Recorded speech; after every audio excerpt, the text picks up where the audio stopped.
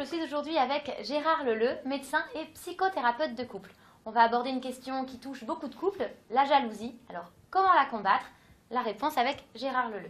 Oui, il est certain qu'il ne faut pas rester jaloux, un minimum, un zeste de jalousie, là, parce que ça nous met toujours en émulation, on a toujours envie, ça fait combattre la routine.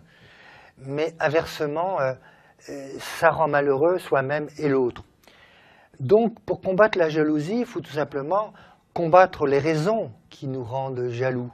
Et la première des raisons qui nous rend jaloux, c'est donc la mésestime, le manque de confiance en soi.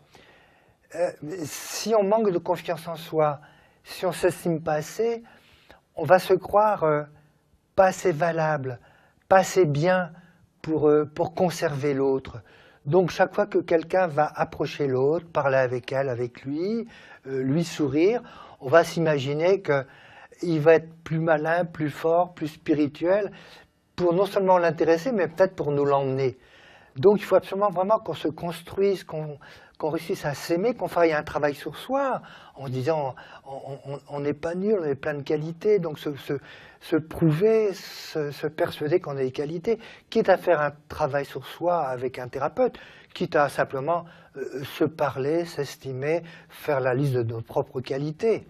Voilà donc premier traitement en quelque sorte de la jalousie trop importante qui rend malheureux.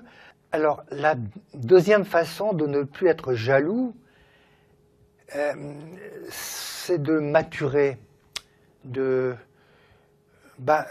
prendre conscience qu'on est adulte et de se dire, bon, il est normal pour un enfant d'1 an, 2 ans, 3 ans, d'avoir cette panique de l'abandon dès que notre mère nous donne pas assez de baisers, dès que notre mère, au lieu de nous câliner très longtemps en nous couchant, nous quitte rapidement pour retrouver le père ou des invités. Donc cette névrose d'abandon pouvait s'expliquer, sinon se justifier dans l'enfance, parce qu'un enfant abandonné, c'est un enfant perdu. Il n'a pas de ressort, il ne peut pas vivre seul, il ne peut pas vivre sans adulte. Mais lorsqu'on a 20, 30, 40 ou plus, il est certain que cette peur de l'abandon n'est pas justifiée, parce qu'en mettant les choses au pire, qu'on soit abandonné, on n'est pas un enfant de 2 ans, donc on pourra se battre, on peut donc survivre à l'abandon, on peut se débrouiller, subsister, se battre, retrouver un autre amour éventuellement. Donc on est indépendant, autonome et puissant, alors qu'on est impuissant dans l'enfance, là on est puissant. Donc c'est aussi une erreur de se croire abandonné. Alors la troisième raison, et là aussi, parfois j'hésite à conseiller des grandes idées, mais je crois qu'en matière d'amour, mais pardonnez-moi pour cette philosophie, mais on est condamné à la grandeur, bien souvent, quoi, et dans tous les domaines. Bon, là, si vous voulez, lorsqu'on est jaloux, il faut essayer d'atteindre un autre niveau d'amour. L'autre niveau d'amour, c'est lorsqu'on n'est plus dans la possessivité, dans l'exclusivité. Autrement dit, l'amour n'est plus conditionnel.